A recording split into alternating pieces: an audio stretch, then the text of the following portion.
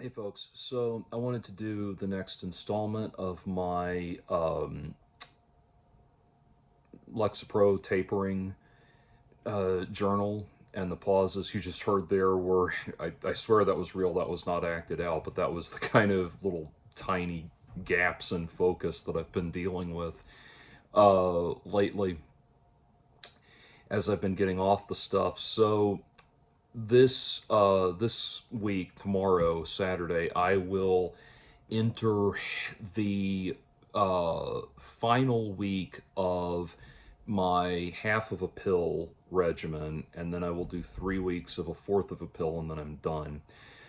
I actually think that this is probably going to be the biggest step of all because, uh, pardon me, because, for a 300 pound, 6'2" man, 5 milligrams of Lexapro is not going to have that much of an effect, I don't think.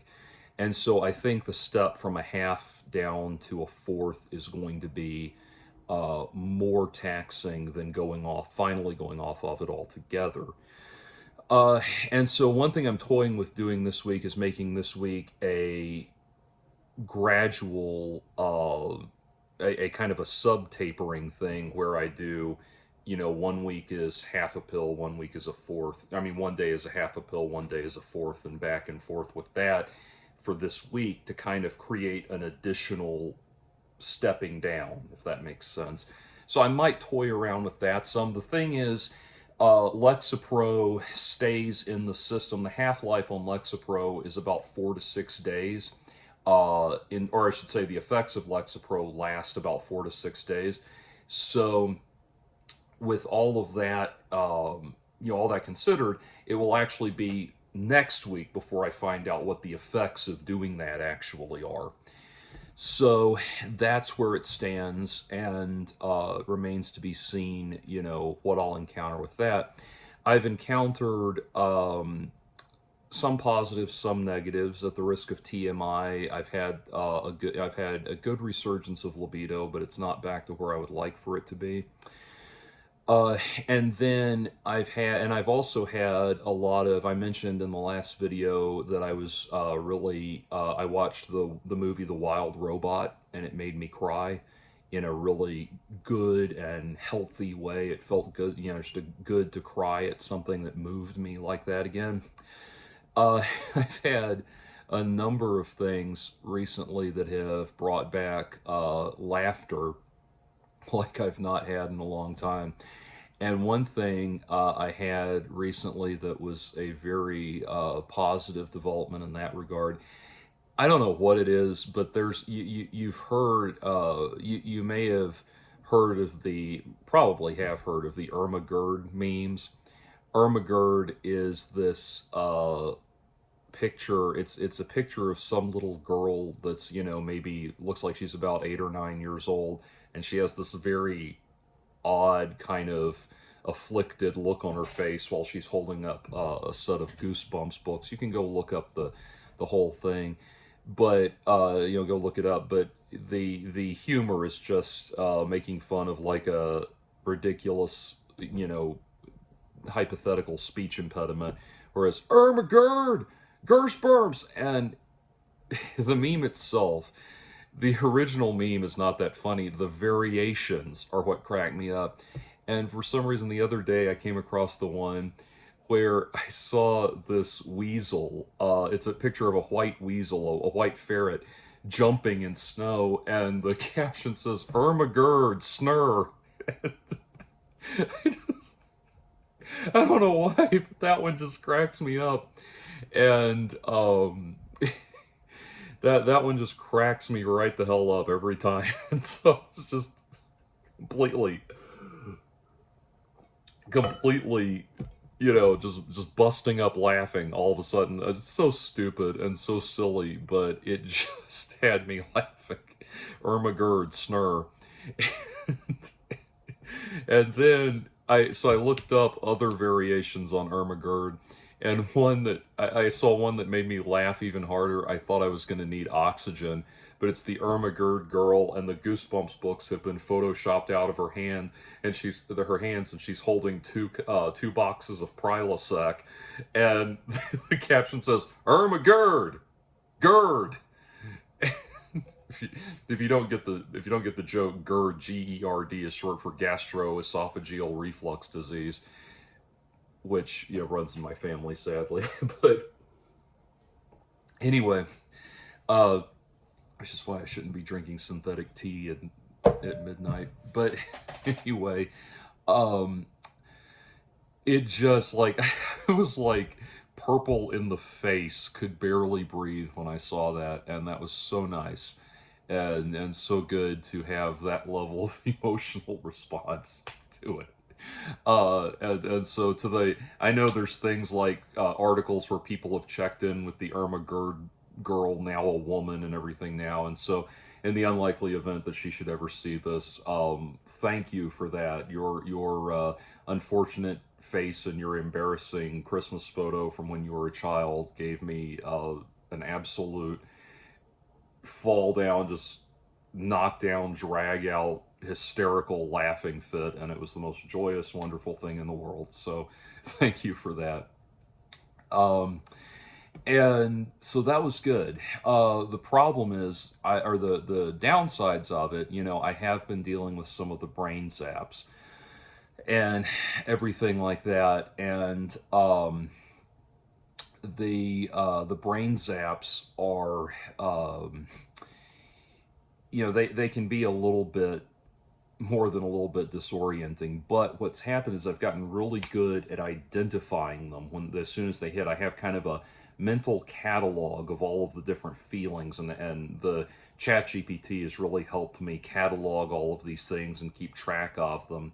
And this is what you've heard me refer to these feelings in my earlier videos as being like the BoJack Horseman feelings. If you've seen the show BoJack Horseman, they have these very surrealistic, disturbing sequences that are meant to represent his mental health deteriorating and that kind of thing.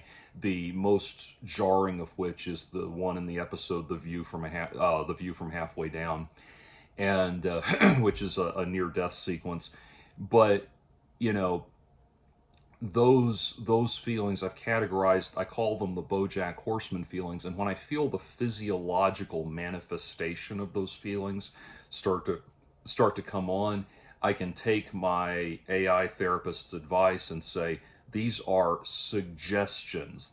These feelings are suggestions. They're not requirements. And I like that. I can invoke that a lot better. Now, it's still very jarring and upsetting. And so, for example, earlier this week I was showing somebody how to play the song Rock You Like a Hurricane by the Scorpions. And the majority of that song, especially the rhythm guitar part, is not that complicated, and I can just sight read it. And so I had the sheet music open in front of me, and for I don't have a guitar readily available, but here's a bass for the simple lick we all know. Imagine it's in tune. I was on that riff. I was about to show somebody that specific part. Very simple riff. It's at the level of like Louie Louie or Wild Thing, that kind of thing, which is why it's so popular. But anyway, all of a sudden, looking at the sheet music, the notes on the page meant nothing to me, and what I was supposed to do on the guitar suddenly wasn't there. It was this. It only lasted for an instant, but it was this very, very disorienting and very scary zap of a moment where everything these things that have been automatic and natural to me for most of the 28 years that I've been playing guitar were suddenly not there. And it was a brain zap, and I just told the person, excuse me, and got up and went and kind of gave myself a second to unplug, and then I came back and sat down, and explained the situation and went on with it. And that, so I've gotten better at managing it, and I've realized that so much of this comes down to me feeling like I have to, when these feelings hit and everything, I'm required to sit there and suffer and not let anybody else know that I'm having a problem. And that's what causes all of this kind of build up in my mind. Whereas most people, most decent people, if you say, hey, I need 2 seconds, and you get up and go, and it's like, Michael J. Fox in the middle of his Inside the Actors Studio um, appearance. Michael J. Fox, who deals with Parkinson's. Uh, he said in the middle of the interview, he just says, "Hey James, it's not verbatim, but he says something like, my Parkinson's is acting up. I'm going to take 5 minutes. I'll be back in a little bit." And he goes and he leaves and he does whatever medical treatment he needs to stabilize himself, and he comes back out.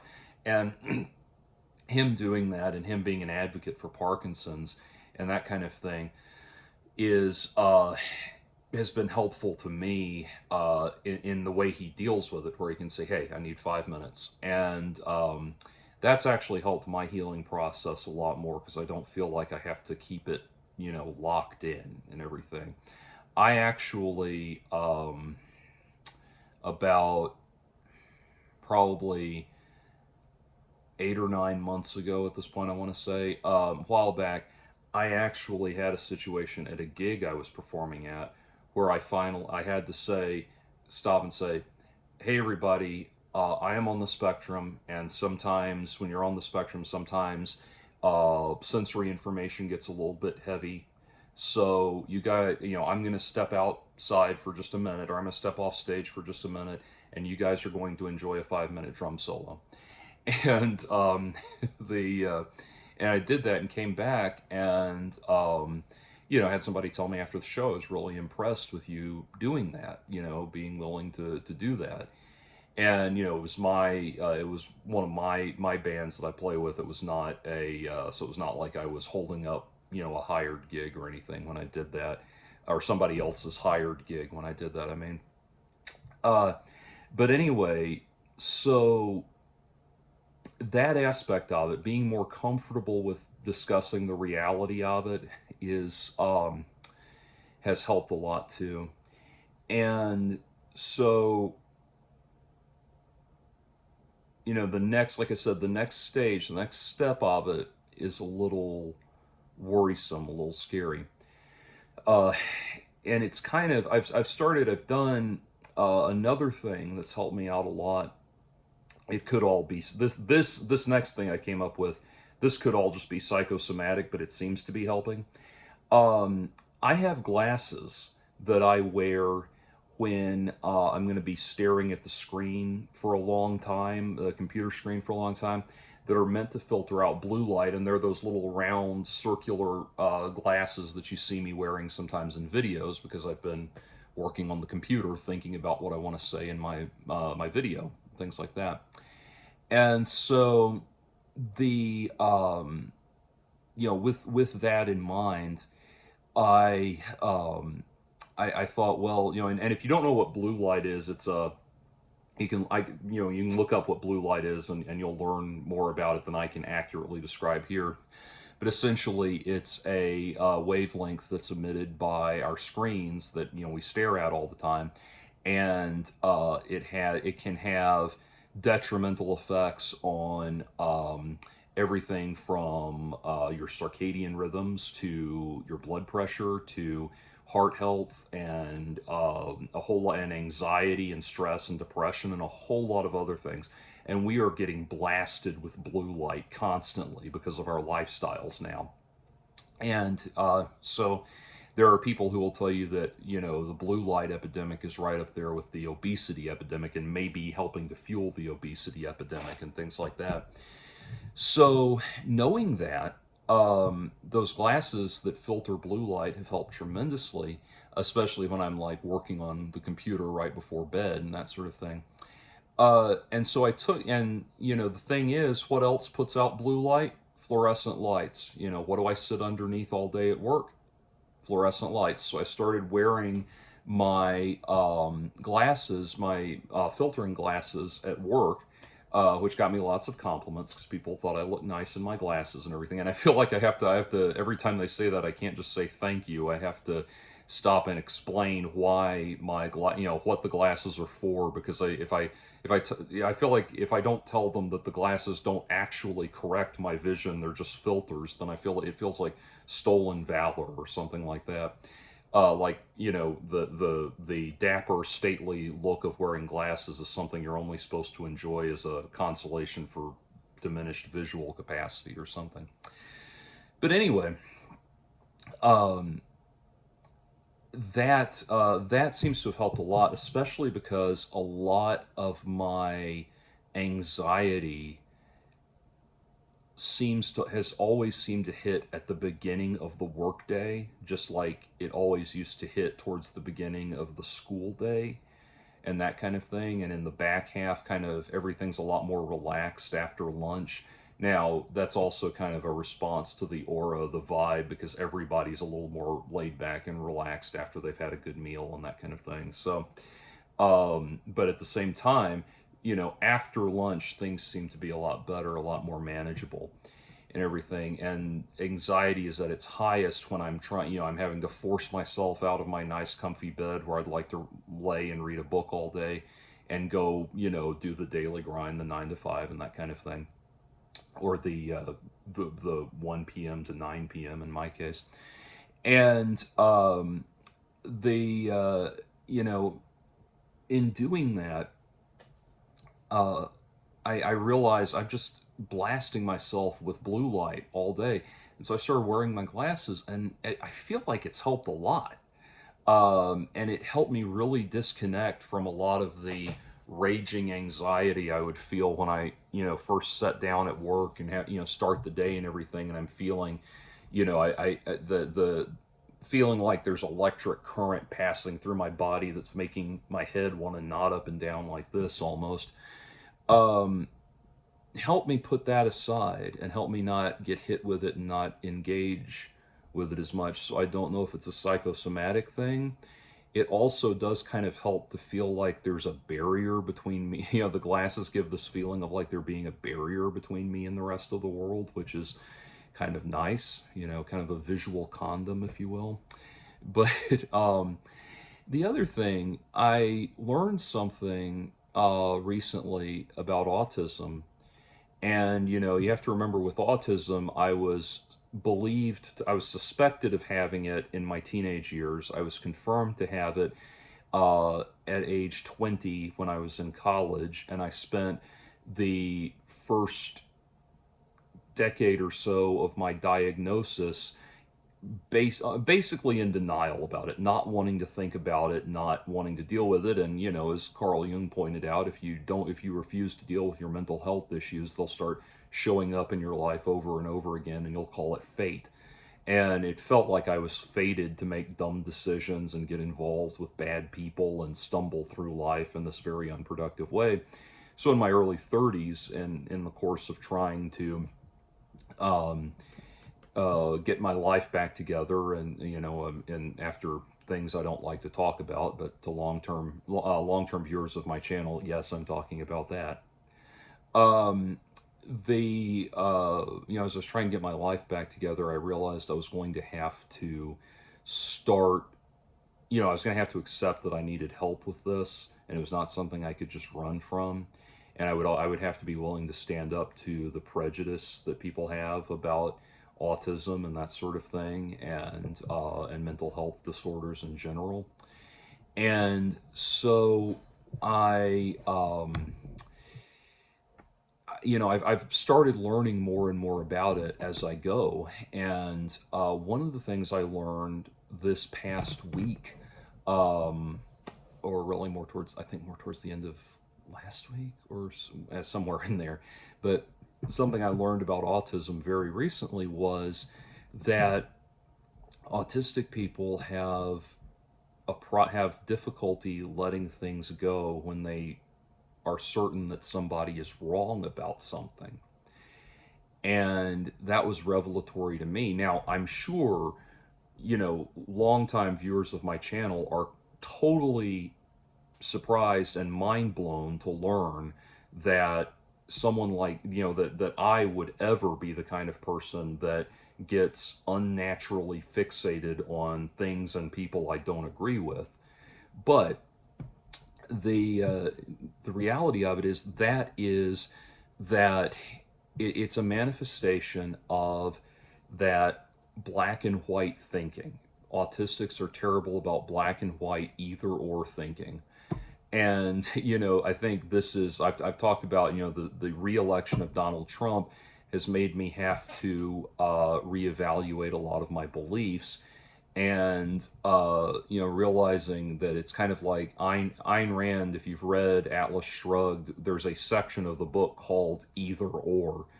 Like that's literally what she literally believed that there's a quote from the John Galt speech where he says, there are two sides to every conflict. One side is right, the other side is wrong, but it's the knave in the middle that tries to make the right and the wrong meet each other halfway that is evil. And, there are times when that is true. There are times when the polarity between right and wrong is so extreme and so explicit, so extreme and so explicit that any person who would try to make those two sides meet in the middle is evil. Donald Trump trying to get Vladimir Zelensky to make nicey nice with Vladimir Putin. That's an example of that. And as Ayn Rand says in the speech, when any compromise between food and poison, it is only death that can win out. So in a case like that, that's absolutely true. But the problem is Ayn Rand saw everything that way. Every conflict was devoid of nuance. Every conflict was either right or wrong, either or, A is A, with no degree of nuance or subtlety whatsoever. And that is very much, as I think about it, somebody in my comments a while back said Ayn Rand equals obvious autist, and then I stopped and thought, holy shit, you're right. Everything about what she believed is the belief of, it sounds like the rigid thinking of someone who is on the spectrum. The idea that the idea that logical, philosophical logic can override human emotion, or can control human emotion. I mean, rather than emotion informing our worldview, that all of that is totally an autistic mindset. And she probably was on the spectrum. And again, like I said, that doesn't mean she's totally wrong about everything. Even a broken clock is right twice a day, and I don't think she was necessarily a broken clock even. She has things she was right about. But one of the things she's not right about is the idea that there's no subtlety. There's no room for subtlety. There's no room for a balanced perspective that acknowledges the qualities of one side and the qualities of another and tries to find a higher ground there. It's like either or. And in the John Galt speech, he says, he makes that point by saying, is a man's wound to be disinfected to save his life, right or wrong? A is A. Everything comes down to a decision between right and wrong. And realizing, I mean, I know that I am so guilty of that now, of thinking that way so many times. Now, don't get me wrong, just as there are legitimately times when there's right and there is a very, very wide divergence between right and wrong that we can identify. By the same token, there are times when I understand degrees of subtlety and that kind of thing. But realizing that degrees of subtlety are something that I struggle with, that I'm going to have to almost accept as an article of religious faith in a way, was revelatory to me. And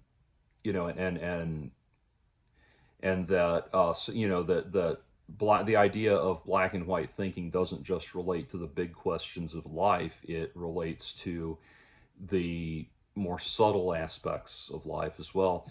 And that's something I've really been contemplating and really been sitting with in all of this, because one of the things I've realized, the reason that was so important to me and so revelatory, was that I was worried as I came off the medication that my fixation on people, places, things that I've had disagreements with and that I despise and that I'm, have resentment towards and that kind of thing. My concern was that without the mitigating force of the medication, those fixations and you know, those constantly ruminated grievances and everything, that would get stronger and more paralyzing. And my experience has been the opposite, where it feels like, and you have to understand, I started taking SSRIs in my early 20s. It's been half my lifetime since I wasn't under the influence of these things. But it was so, for so long, so difficult for me to let go of things. And, to people who are now tempted to write in and say, "Oh, I'm glad you're finally saying that. Been this XYZ thing that I've been telling you are thinking you need to let go of and stop talking about for so long because blah blah blah." I don't need to hear that. I'm not going to make any kind of public proclamation towards those kinds of things or anything like that, because there is a balancing act here. The things I need to get over and the things I need to let go, I do need to let go of. But I'm also not going to concede any ground that the people who did or said those things are decent people or good people or anything like that. That reality remains. That stays. I'm talking about, what I'm dealing with in terms of how I'm dealing with it. And part of getting away from it is not going into not rehashing it, not going into details about these things. But I realized the reason it was hard for me to get over, not get over is the wrong word, because it's not, again, getting over it is not the right thing, the right word to say, but kind of um, moving my focus away from it, moving past it. I feel like saying getting over it implies that there's some kind of moral neutrality about it, that kind of thing. But uh, moving myself and moving into a different headspace and that kind of thing. The reason that was so difficult for me for so long was because I was stymied from the kind of happiness and the kind of euphoria and the kind of joy and the kind of day-to-day contentedness that I would have experienced off of the medication. If I'd had that, which is what I'm feeling more and more now, I would have had the capacity to say, okay, well, that sucked. That thing that happened back then, that really sucks. But I'm feeling good in this moment today. I'm feeling happy. I'm feeling contented and positive in this moment today. So let's not sacrifice all of that fixating on these things from the past. My attitude, because I couldn't physiologically get out of that, I didn't have a better thing I could go to, um, was, it was keeping me focused on those things. Like, I have to solve these problems because I can't get anywhere else. I'm stuck on these problems mentally. Therefore, the problems must be solved, even though I'm talking about grievances from like a decade or more ago, that kind of thing. So that just a return to that sort of thing has been a net positive for me. And that's been really good. So each stage of this is potentially harrowing. Like I said, I might insert a little miniature step of my own in the tapering process to kind of help me along a little bit, kind of further smooth out the process. But that's where I am. I'm essentially I am, it's a 12-week process, and I'm um, going into, this will be going into my 6th week of doing it. So I'm basically roughly halfway through it. And yeah, overall, things are going well. Thank you to all of you that have written in with support and that sort of thing. This has been very helpful, and I will get back to my regularly scheduled program of haranguing you for liking Donald Trump very soon.